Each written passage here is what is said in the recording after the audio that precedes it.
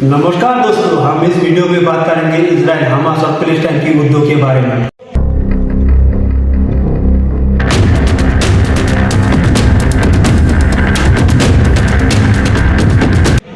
আপুনি হয়তো বহুতো ভিডিঅ' চালে, বহুতো নিউজ পেপাৰ চালে, ইজৰাইল, প্লেষ্টাইন, হামাছ, হিজবুল্লাহ নামবোৰ সততে শুনি থাকে।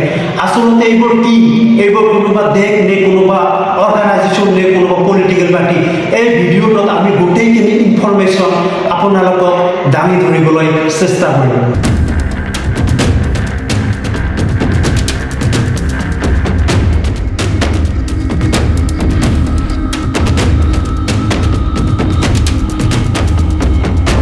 প্ৰথমে আমি ইজৰাইল, হামাছ আৰু হিজবুল্লাহৰ বিষয়ে আলোচনা কৰিম। ইজৰাইল পৃথিৱীৰ ভিতৰত একমাত্ৰ ইহুদী দেশ আৰু সেই ইজৰাইল আৰু প্লেষ্টাইনৰ মাজত 1948 চনৰ মে' মাহত হোৱা সংঘাতে ইজৰাইলক পৃথিৱীৰ বহু দেশৰ লগত শত্ৰু কৰি তুলিছিল। সেই দেশসমূহ হ'ল Saudi Arab, Iran, Lebanon, Syria, Yemen, UAE, Libya, Bangladesh আৰু পাকিস্তান। আনহাতে ইজৰাইলৰ ঘনিষ্ঠ মিত্ৰ দেশসমূহ হ'ল NATO অৰ্থাৎ নৰ্থ আটলান্টিক ট্ৰিটি অৰ্গানাইজেশ্যনৰ সদস্যসকল আমেৰিকা যুক্তৰাষ্ট্ৰ আৰু জাপান।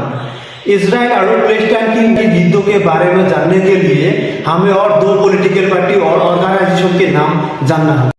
पहला नंबर यानी हमास, इस्लामिक रेजिस्टेंस मुवमेंट या संक्षिप्त अथवा अन्य नाम है हमास। ইছ আল দিন আল কাসাম বিগ্ৰডছ নামৰ সামৰিক বাহিনী থকা প্লেষ্টাইনিক সুন্নি ইছলামিক সংগঠনটোৰ নামেই হ'ল হামাছ। दूसरा ऑर्गेनाइजेशन हिजबुल्लाह হৈছে লেবাননৰ শিয়া ইছলামিক পলিটিকেল পাৰ্টি আৰু প্যাৰামিলিটাৰী গোট। হিজবুল্লাহৰ অৰ্ধসামৰিক অৰ্থাৎ প্যাৰামিলিটাৰী শাখা ইয়ানি ব্ৰাঞ্চ আছিল জিহাদ কাউন্সিল আৰু ইয়াৰ পলিটিকেল বা ৰাজনৈতিক ব্ৰাঞ্চ হৈছে লেবাননৰ সাংসদ loyalty to the resistance block party. आप इसको लेबानन की पॉलिटिकल पार्टी और पैरामिलिट्री समझ सकते हो। हम इस वीडियो में 2023 में हमास और इजराइल के बीच हुआ वार के बारे में बात करेंगे।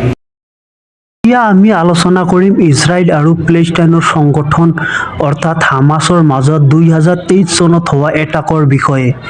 হামাছৰ মতে ইজৰাইলৰ দখলত থকা গাজা ষ্ট্ৰীপ অৱৰোধ, অবৈধ ইজৰাইলী সম্প্ৰসাৰণ আৰু ইজৰাইলী বসতি প্ৰধান লোকৰ হিংসা বৃদ্ধি হোৱাৰ বাবে 7 অক্টোবৰ 2023 চনত ইজৰাইলক এটাক কৰা হৈছিল আৰু এই এটাকত 4300 ৰকেট নিক্ষেপ কৰা হৈছিল আৰু দুটা সম্প্ৰদায়ৰ সাধাৰণ লোকক হত্যা কৰা হৈছিল আৰু ইয়াৰ ফলত 815 জন সাধাৰণ নাগৰিককে ধৰি 1195 জন ইজৰাইলী আৰু বিদেশী নাগৰিক নিহত হৈছিল আৰু IDFৰ প্ৰতিবেদন অনুসৰি 251 জন ইজৰাইলী আৰু বিদেশী গাজালৈ বন্দী কৰি লোৱা হৈছিল।